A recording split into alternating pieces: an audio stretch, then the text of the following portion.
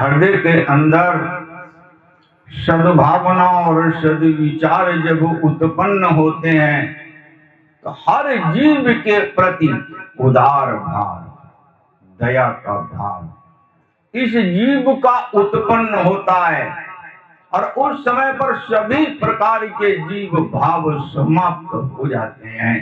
जब हृदय में धर्म आता है, धर्म का दो रूप होता है। सबसे पहला धर्म का रूप होता है इस जीव को सुख देना, अंतरिम में भी सुख और बहरिम में भी सुख, इस लोक में भी सुख और परलोक में भी सुख। धर्म का पहला कार्य ये होता है।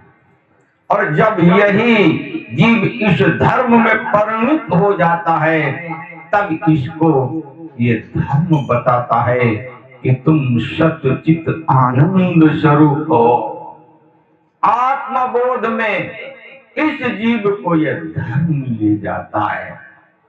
सत्य चित्त आनंद का बोध कराता है, क्योंकि इस जीव का सच्चा धाम, सच्चा घर ईश्वर होता है।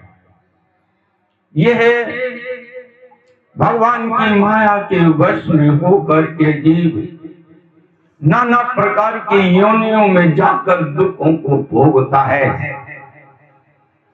भगवान से अलग होकर के किए हुए कर्मों का ये फल इस जीव को प्राप्त होता है।